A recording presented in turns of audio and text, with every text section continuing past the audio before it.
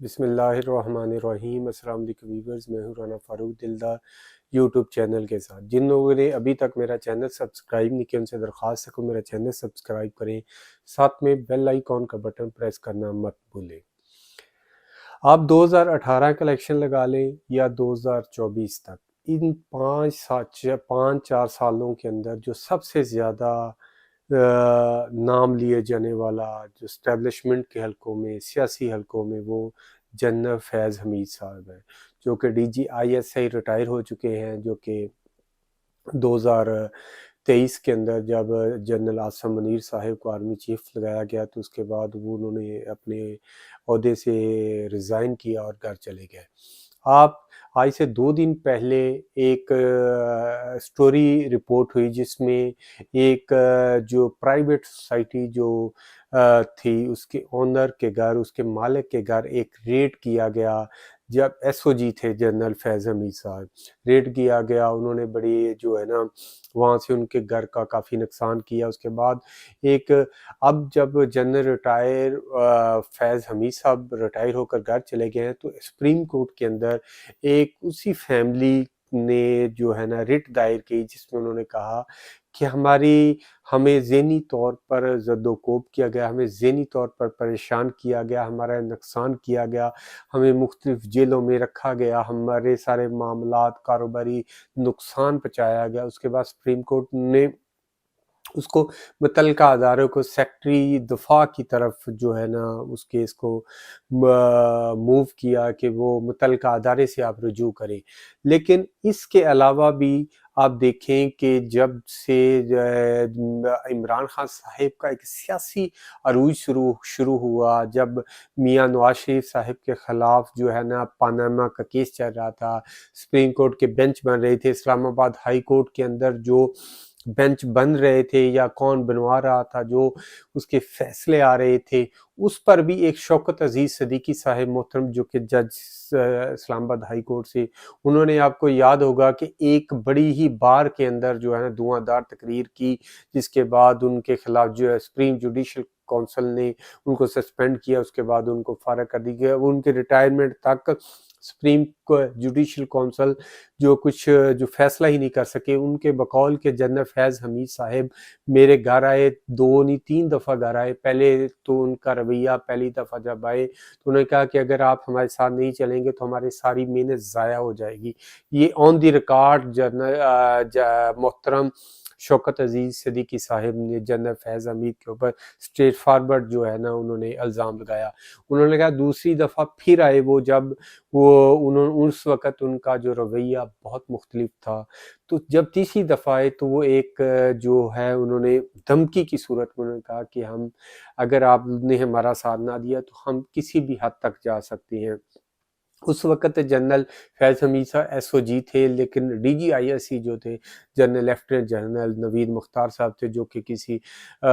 D G I S C سے پہلے جو ہے نا کور کمانڈر کراچی رہ چکے تھے۔ وہاں سے ان کی posting D G I S I ہوئی، جس پر جنرل باجوہ صاحب نے ریٹائرمنٹ کے بعد بھی کہا کہ میں میاں نواز شریف کے ساتھ بڑا مطمئن تھا، مجھے تو کبھی بھی انہوں نے کوئی اپنا ذاتی کام نہیں کہا، لیکن انہوں نے صرف جنرل نوید مختار صاحب کا مجھے اپوائنٹمنٹ کا کہا تو میں نے ان کو لگا دیا۔ تو جنرل فیض حمید صاحب، اس کے بعد میاں نواز شریف صاحب کے کیسز جو پاناما کے اندر جو کچھ ہوئے، اور جو جج بشیر جو کہ مختلف میاں نواز شریف کے کیس سن رہے تھے، ان کو کس طرح D I S I control کرتی رہی، اور اس کے بعد جس طرح نوید مختار صاحب کے جانے کے بعد عمران خان صاحب نے جنرل فیض حمید صاحب کو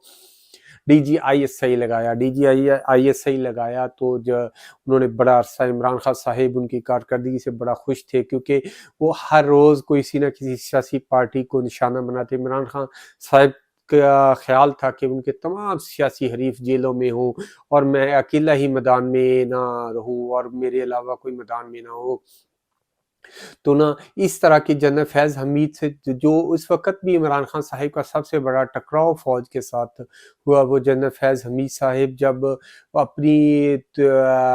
ٹنیور مکمل کر رہے تھے، تو جب ان کی اپائنٹمنٹ کور کمانڈر پشاور ہوئی تو اس وقت بھی ان کو عمران خان جانے نہیں دینا، جس کی وجہ سے آرمی نے جنرل ندیم انجم صاحب کو کمانڈر کراچی کو DGIS سے نامزد کیا، تو جنرل فیض حمید عمران خان صاحب ان کو ریلیز کرنے کے پر تیار نہیں تھے. انہوں نے وہ نہیں چاہ رہے تھے کہ جنرل فیض حمید صاحب DGIS سے کے علاوہ جائیں، وہ چاہ رہے تھے کہ میں DGIS سے ان کو آرمی چیف بناؤں. اس کے بعد جب DGIS کے بعد جنرل فیض حمید صاحب corps commander Peshawar, corps commander Bahawalpur تعینات ہوئے. اس کے بعد جب جنرل قمر جاوید باجوہ صاحب کی ریٹائرمنٹ کا وقت قریب آیا، تو جس طرح عمران خان صاحب نے کچھ حاضر سرور، جو میری ذاتی رائے ہے، کچھ میرے ذاتی سورسز بھی ہیں، جس طرح کہ ان کو عمران خان صاحب کو کہا گیا کہ آرمی کی بڑی تعداد مختلف جرنیل جو آپ کے ساتھ ہیں، آپ ایک لانگ مارچ کریں، اسلام آباد کی طرف آئیں. جنرل عاصم منیر کو کسی صورت بھی آرمی چیف نہ بننے دیا جائے. اگر آپ ہمارا ساتھ دیں تو یقینی طور پر ان کی تعیناتی رک سکتی ہے اور کسی بھی طرح جنرل فیض حمید کو آرمی چیف بنایا جا سکتا ہے. لیکن عمران خان صاحب جو کہ ایک سیاسی شعور نہیں تھا، اپنی پاپولرٹی کی بنیاد پر اپنے آپ کو ایک پاپولر لیڈر سمجھتے ہوئے انہوں نے بھی ایک لانگ مارچ کیا لاہور سے اسلام، جہاں پہ ان کے وزیر آباد میں ان کے اوپر حملہ بھی ہوا. اس کے مختلف ایک جنرل صاحب جو کا بھی نام FIR کی بھی بڑا گردش کرتا رہا، لیکن اس میں بھی بہت سارے مسائل عمران خان صاحب نے بجائے اپنے آپ اپنی سیاست کو دیکھتے ہوئے انہوں نے صرف ایک بندے کو اہمیت دیتے ہوئے، ایک بندے کو فوقیت دیتے ہوئے انہوں نے ان کی تعیناتی کو کنٹروورشل بنانے کی کوشش کی، جس کی وجہ سے آج دیکھیں عمران خان صاحب پھر بھی اس معاملے کو سمجھ نہ سکے کہ مجھے اب سٹیپ ڈاؤن کرنا چاہیے، مجھے پیچھے ہٹنا چاہیے کہ کس طرح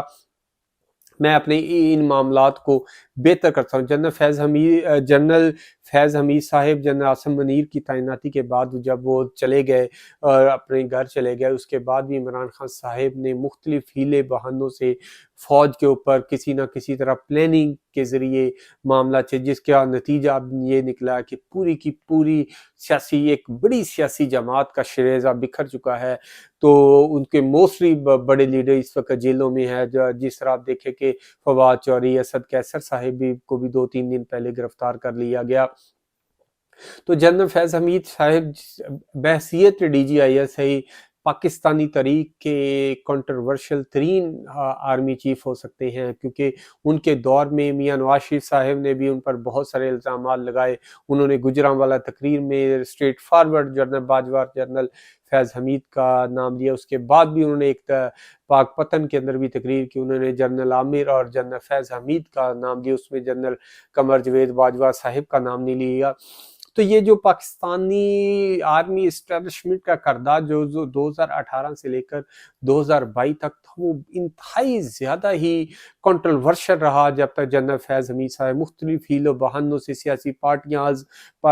پارٹیاں ان پر انگلی اٹھاتی رہی، ان کو کرتی رہی. ان کے خیال میں تھا جو بھی عمران خان صاحب کے معاملے میں کسی ہر جگہ پہ ہر پوائنٹ کے اوپر جو ہے نا جنرل فیض حمید صاحب عمران خان صاحب کے ساتھ کھڑے ہیں، جس کی وجہ سے تمام سیاسی پارٹی جنرل فیض حمید کے خلاف یک زبان ہو گئی، جس کی وجہ سے آپ دیکھیں کہ جب عمران خان صاحب کے اوپر نو کانفیڈنس کا ووٹ آیا، اس سے پہلے بھی جو معاملات تھے وہ ان کو بھی انہوں نے سیاسی پارٹیوں کی میر وجہ جنرل فیض حمید صاحب بنے، اور جس طرح ان کے بائی کے اوپر بھی انگلیاں اٹھتی رہیں، ان کو بھی اٹھتی رہیں، ان کے جو اس طرح کی جو پراپرٹی کے معاملات پر بھی سیاسی انگلیاں اٹھتی رہیں، یہ کسی سے اب ڈکی چھپی نہیں ہے. اور جس طرح فیض آباد کے دھرنے کے اوپر بھی چیف جسٹس قاضی فیض عیسیٰ صاحب نے نوٹس لیا، اس کو دوبارہ اس کیس کو اٹھایا. یہ بھی آنے والے دنوں میں ہو سکتا ہے کہ جنرل فیض حمید صاحب کو سپریم کورٹ میں طلب کر کے ان سے جواب مانگا جائے کہ جب وہ سپریم کورٹ کے فیصلے پر کیوں نہ عمل درآمد کیوں نہ کرایا گیا، کیا وہ جو دھرنا تھا جنرل فیض حمید یا اسٹیبلشمنٹ کا، اس وقت کی اسٹیبلشمنٹ کا کردار تھا، کیا یہ وہ سیاسی اور مذہبی جو پارٹی تھی اس کو سیاسی گورنمنٹ کے خلاف اٹھا کر سامنے لایا جا رہا تھا؟ کیا اس وقت کے چیئرمین پیمرا کو کوریج تو مکمل کوریج سے روکا جا رہا ہے، یا لائیو جو ہے دکھانے کی کیوں کوشش کی جا رہی؟ جس طرح 92 اور دوسرے چینلز پر پریشر تھا کہ آپ نے جتنی ان کے اوپر جو ہے نا شیلنگ ان کو لائیو دکھائیں، جس سے پورے ملک ایک جام ہو گیا، جس میں پاکستانی صحافت کے ایک معتبر شخصیت ابصار عالم صاحب، جو کہ اس وقت چیئرمین پیمرا تھی، ان کو کس طریقے سے ان کو ان کے عہدے سے ہٹایا گیا، کس طرح ان پر گولیاں چلائی گئیں، کس طرح ان کے بیٹے پہ تشدد کیا گیا، کس طرح ان کو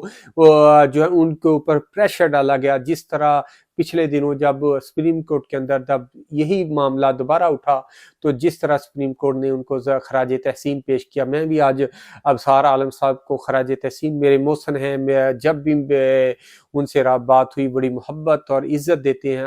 میری دعا ہے اللہ تعالیٰ ان کو اور عزتوں سے نوازے۔ وہ ایک پاکستانی صحافت کا سو معتبر نام ہے، پاکستانی صحافت کے آپ امام کہہ سکتے ہیں، جنہوں نے اتنا کڑا وقت گولیاں بھی اپنے اوپر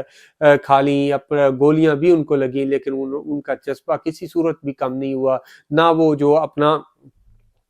جو بیانیہ تھا، جو اپنا نقطہ نظر تھا، اس سے وہ کسی صورت بھی اسٹیپ ڈاؤن نہیں ہوئے۔ تو یہ اس طرح کے لوگ ہی ہوتے ہیں جو پاکستانی صحافت یا کسی بھی فیلڈ کے اندر وہ اپنا لوہا منواتے ہیں۔ تو جنرل فیض حمید صاحب اس وقت کافی مشکل میں، جس طرح تمام سوشل میڈیا اور الیکٹرانک میڈیا کے اوپر ان کا نام گردش کر رہا ہے۔ تو میری دعا ہے کہ پاکستانی اسٹیبلشمنٹ اسی بجائے سیاسی معاملات میں آ کر اپنی جو رسپیکٹ ہے اس کو لانے کے بجائے وہ سٹیپ ڈاؤن کر کے اس طرح کے معاملات سیاسی جماعتوں پر چھوڑے جائیں، سیاسی جماعتیں جو آپس میں کی جائیں، اور جو آنے والے الیکشن میں بھی ہے کہ تمام سیاسی جماعتوں کو سپیس دی، جس طرح نون لیگ کو سپیس دی جا رہی، اسی طرح P T I, People's Party, Jamaat Islami, UIFA اور تمام کی تمام پولیٹیکل پارٹیز کو بھی اسی طرح سپیس دی جائے۔ تو انشاءاللہ دوبارہ حاضر ہوں گا نئے وی لاگ کے ساتھ۔ مجھے اجازت دیں، السلام علیکم۔